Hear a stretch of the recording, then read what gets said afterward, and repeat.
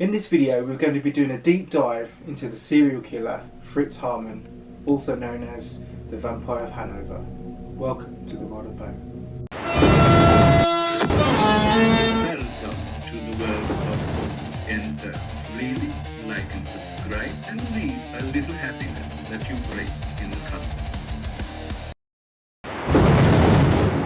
In the autumn of 1879, in the smoky industrial city of Hanover, Germany, Friedrich Heinrich Karl Fritz Haarmann was born on October 25th as the sixth and youngest child of Johanna, a seamstress and devout Catholic, and Ollie Haarmann, a railway worker and abusive alcoholic who often beat his wife and children. As the youngest, Fritz seemed most deeply affected by his father's violence.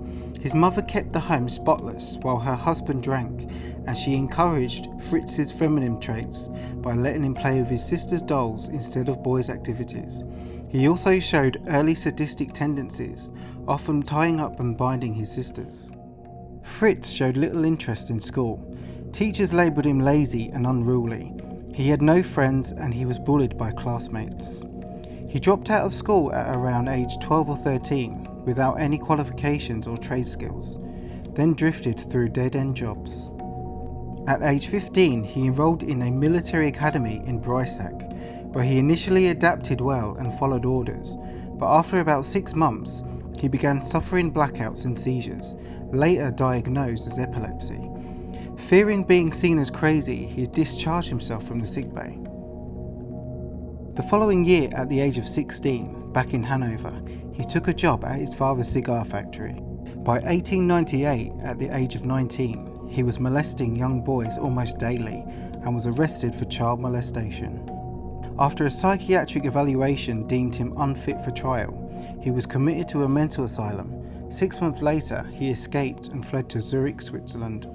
By 1918, amid Germany's post-war chaos, ruins, food shortages, and streets full of runaways, Haarmann committed his first known murder.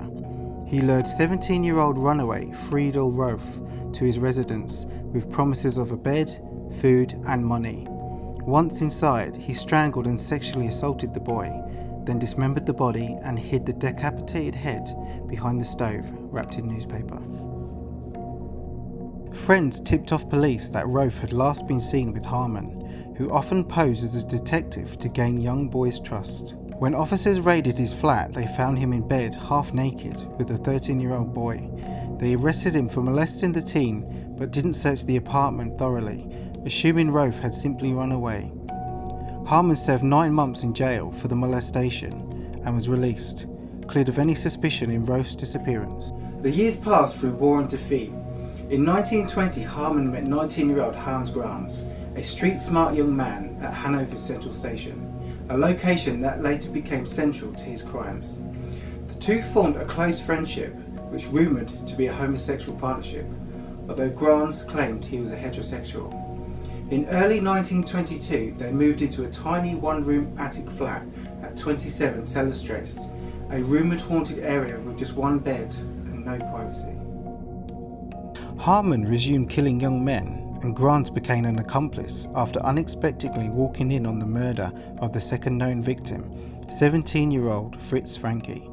Grants then helped lure victims, mostly runaways, soldiers or drifters, aged 13 to 20, with promises of food, a bed and money.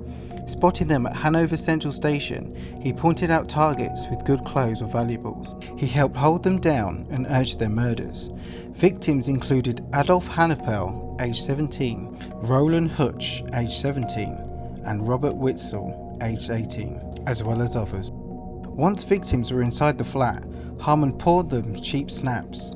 He then lunged forward, sinking his teeth into their throats in what he called love bites, biting deep enough to tear through the windpipe and silence them quickly, sometimes drinking their blood.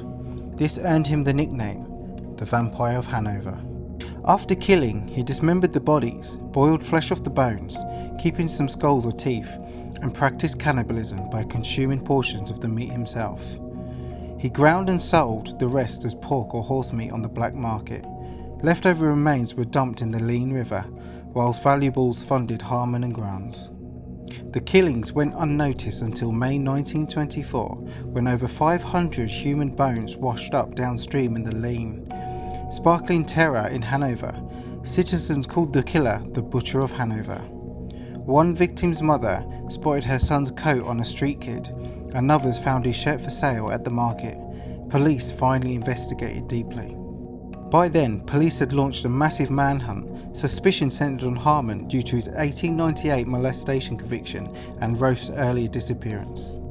Officers quietly surveilled him at Hanover Central Station after he tried to lure Carl Fromm, a young man he had previously sexually assaulted, in his apartment.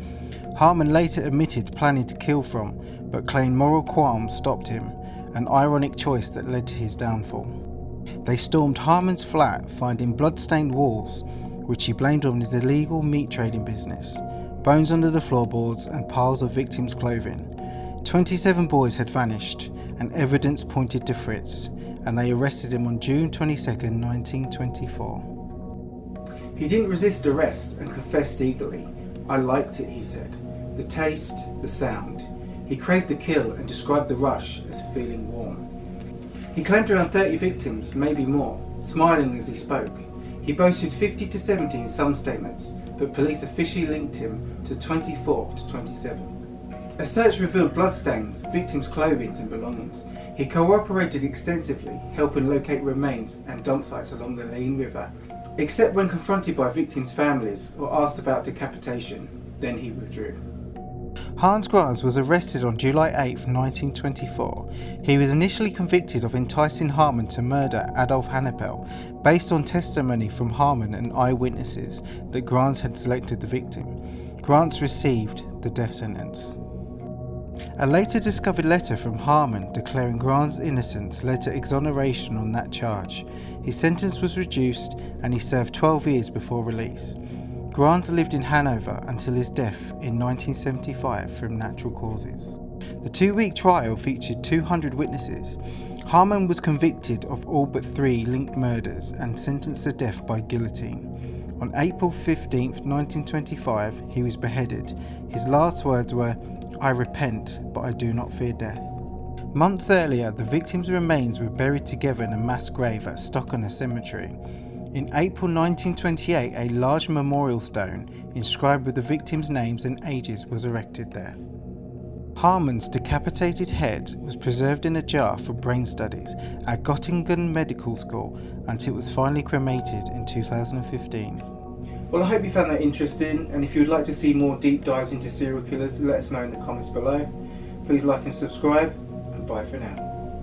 Strangely, the dawn is approaching, and for now, I bid you all farewell.